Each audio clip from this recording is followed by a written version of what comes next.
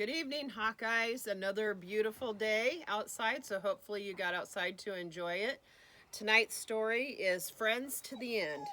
The quote is, sometimes someone says something really small and it just fits right into the empty place in your heart. Friends to the end.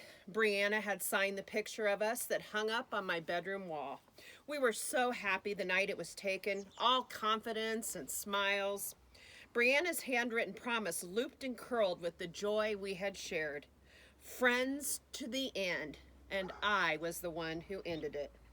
We had been friends for 10 years, since the day I'd moved next door the summer before second grade. I was standing on the sidewalk watching the moving van being unloaded, and there was Brianna, straddling her bike beside me. "Is that your bike?" She pointed at the pink bike my father was wheeling into the garage. "Yes. Do you want to ride to the park?" "Sure." Just like that, we became friends. We were next door sisters. Maybe if I could look back and say, this is the moment our friendship ended, I could repair it. But there wasn't a dramatic split. I made one choice, one step, one rip at a time, until I had walked away from Brianna and into my new life with my new friends. I guess I could say that Brianna started it. It was her idea that I try out for cheerleading. "You're the best dancer in our class and the best gymnast at the club. You'll be a natural." And sorry about the noise behind me, but it is the planting season. "You're crazy," I protested, though I really did believe her and I did want to try out. I knew that Brianna knew that. It was her job to talk me into it, though. That way, if I failed, I could shrug it off with, "What did I tell you?" I agreed to go for it when Brianna promised to try out with me. She went to all the practices, learned the routines, and spent 2 weeks in the backyard coaching me. Brianna was excited as I was when I made the squad, and more surprised than I was when she did too. The night of our first football game, Brianna gave me a cross necklace that matched the one she had on. It was a great reminder that we were in this together and we both shared our gratitude to God. Our halftime performance was flawless, even the grand finale big lift. I jumped into my stance with Brianna beneath me as a secure base. I posed on her shoulders and smiled for the flash of my father's camera. It was this picture of us that Brianna had signed. One afternoon, after football practice, Drew Peterson caught up with us and asked me to the homecoming dance.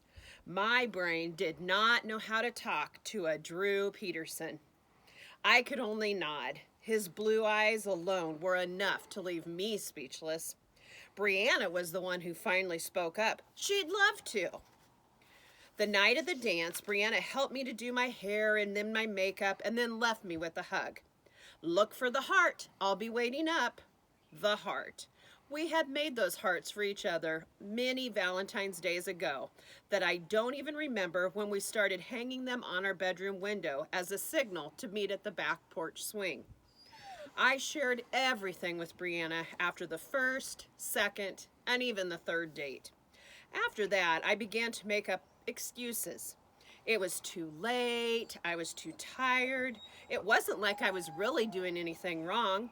It was just that I knew Brianna wouldn't understand the kind of parties I was going to and the people I was with.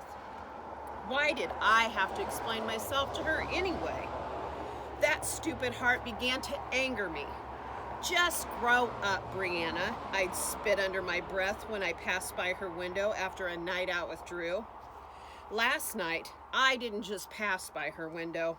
I nearly passed out under it. I was losing my balance, and the next thing I knew, Brianna was cradling my head in her lap. She brushed my hair back out of my eyes. "You are the really goody Miss Two Shoes," I said, and then I burst into tears. That's what Drew had called me at the party. "A toast to Miss Goody Two Shoes. She's too good to drink with the rest of us sinners," he had said, loud enough for everyone to hear. My new friends lifted their drinks in a mock salute. "To Saint Jenny." I laughed the hollow laugh that I heard myself use so often during these last 4 weeks. Then I grabbed Drew's drink from his hand and gulped it down. They all hooted their approval. The alcohol's sharpness shocked me. I couldn't breathe, and when I finally gasped in air, I went into a coughing spasm. My stomach rolled. I needed help. I grabbed for Drew, but he dodged my reach. I guess some people just can't handle their liquor. He pointed at me, and they all snickered. Standing in the center of their ridicule, I suddenly wanted nothing more than to be the person they were accusing me of being. These were my new friends. They laughed with me if I did what they did, but at me if I didn't. Please, Drew, I want to go home. Sure thing, he said, much to my relief. He wasn't such a bad guy after all. Tomorrow I would talk to him. I knew I could make him understand about his friends in these parties. After all, he'd said that he loved me. Drew took my hand, led me out the door to the sidewalk. He turned me toward home. Go play with your dolls and call me when you grow up. I stumbled the 6 blocks back home. It wasn't until I saw the heart in Brianna's window that I knew I had made it, but not without taking a spill on the porch and making the rude comment to Brianna. The next morning came fresh and new, but just a little too early for me. I struggled out of bed, cleaned up for the day. I put on my cross that Brianna had given me. Faith renewed, I fastened the chain with a sense of joy. I was going to start over. I flung open my curtains, hung my old Valentine's heart in the window. I wanted it to be the first thing Brianna saw. I could hardly wait for our reunion on the back porch swing to be together again. Looking across at her bedroom, I almost expected to see Brianna smiling at me. The last thing I expected to see was what I saw. The heart was gone, and her window was empty.